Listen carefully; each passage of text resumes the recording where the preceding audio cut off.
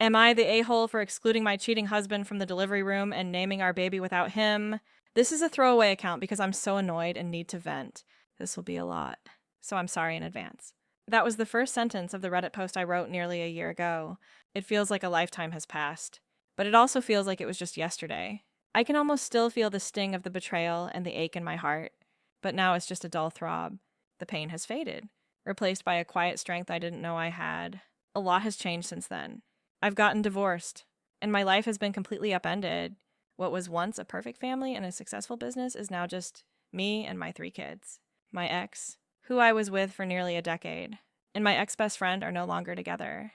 My family has been telling me I need to move on from this whole thing and find forgiveness, but I'm not so sure. They don't understand what it's like to have your whole world shatter around you while you're at your most vulnerable. I can't just forgive and forget. And honestly, why should I? The perfect life. For a long time, I felt like I had the perfect life. I was married to my high school sweetheart.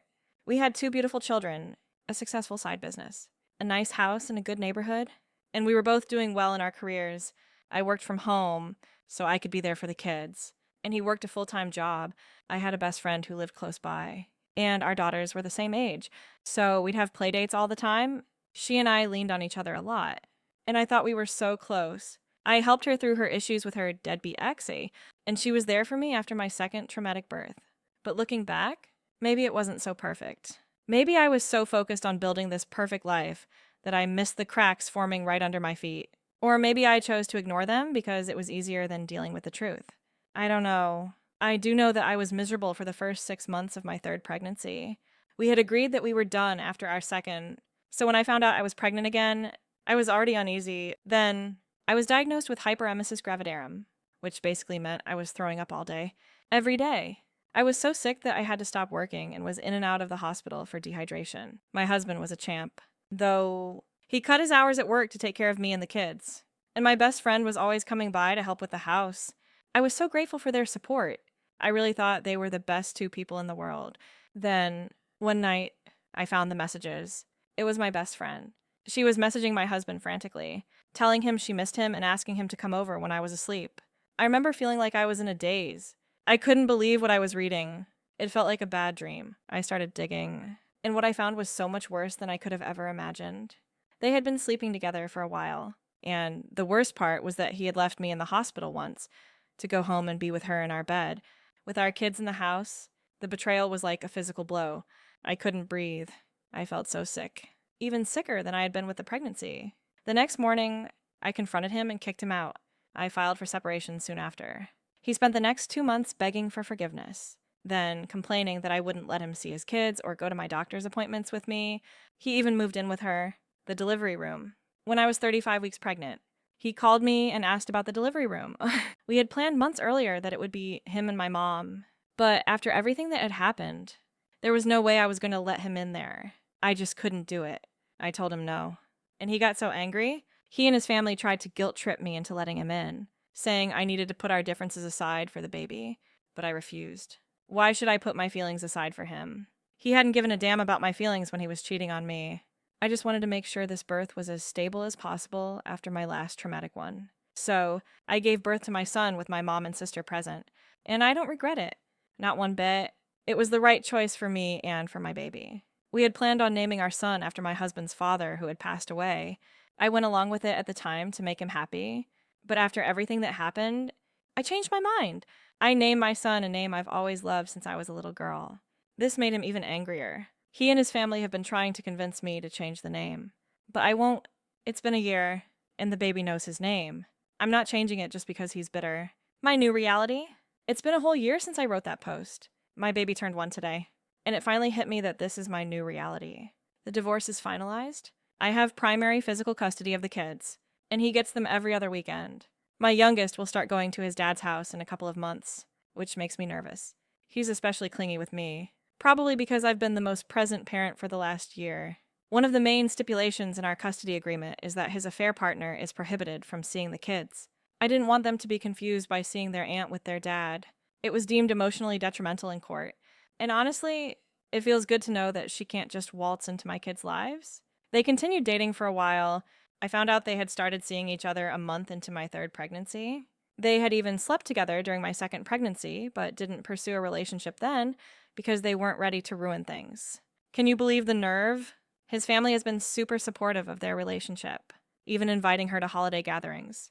Because of this, my kids don't go to those events very often. I don't know. Maybe his side of the family never really liked me. I ended up talking to my ex-best friend to ask her why she did it. She claimed they were just friends who grew close, and that my ex-husband just wanted to protect her, which supposedly turned into love. Hearing it hurt a lot, but at the same time, it felt good to know the truth. After I sat with it for a while, the pain faded, and I finally realized I didn't love him anymore. I could finally let go. They broke up a week ago, although she said it's just a break. Who knows? I've been seeing someone new. It's nothing serious, but it's nice. My ex-husband, of course, made it difficult. He didn't want me to have any man around the kids. It's a new reality for him too, but he needs to accept it.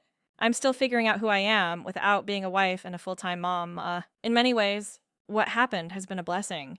I'm not angry anymore. I'm just living. I'm living for myself and my kids. And that's all that matters. What do you think? Have you ever had to deal with a situation like this? My story on Reddit ended with me feeling at peace. But that's the thing about peace, it's rarely a permanent state. The year that followed my divorce was a roller coaster of small victories and unexpected setbacks. My life, once a neatly organized photo album, was now a collage of messy, vibrant snapshots. My new relationship, which I mentioned so briefly, started to become more serious. His name is Leo. He's a graphic designer, and he has a calm, quiet confidence that's a total contrast to my ex-husband's loud, demanding personality. When he's around, the chaos of my life, the kids, the business, the court dates doesn't feel so overwhelming. He's not trying to fix me or my life, he just wants to be a part of it. He'll sit on the floor and help my oldest with his Lego creations. Or he'll read a story to my daughter in a silly voice. He even helped me with a logo redesign for my business. I started to wonder if this was what a healthy relationship felt like. My ex-husband, on the other hand, was still a source of drama. When he found out I was seeing someone, he went ballistic. He started calling and texting me, telling me I was a terrible mother for introducing a man to the kids so soon. The irony of him saying this after he moved in with his affair partner was not lost on me. He accused me of trying to replace him and even tried to use our custody agreement against me, claiming that I was violating the clause about emotional detriment by having Leo around. The court mediator laughed when I brought it up. It's not emotionally detrimental for a child to see their mother happy, she said. That was a huge moment for me. It was the first time an official, legal body had validated my feelings. It made me feel like I wasn't crazy for wanting to move on, for wanting more for myself. My ex-best friend, Chloe, was another part of this messy collage. After she and my ex broke up or went on a break, as she so desperately called it, she tried to reach out to me. Her texts were full of apologies and explanations about how she was confused and lost and how my ex was a master manipulator. It was all a little too convenient. I didn't respond. I felt a fleeting sense of satisfaction when I heard her and my ex-husband were fighting over who was the one who was truly at fault. I didn't need to be in the middle of that mess. I had been through enough. My kids are doing well, and that's what truly matters. My oldest, who is 8 now, has started to ask more questions about why his dad doesn't live with us anymore. I try to be as honest as I can without bad-mouthing his father. I just tell him that sometimes adults have problems that they can't fix, and that his dad and I are better at being friends than being married. I remind him that he has 2 parents who love him very much, and that will never change. This whole experience has taught me a lot about myself. I used to define myself by my relationships as a wife, a mother, a best friend. But now, I'm just Emily, and that's enough. I'm a good mother. I'm a successful business owner. I'm a person who deserves to be happy, and who deserves a partner who is honest and kind. And that's the real win here, isn't it? Not just getting primary custody or a good settlement, but finding my own identity again, and realizing that I am the main character in my own story.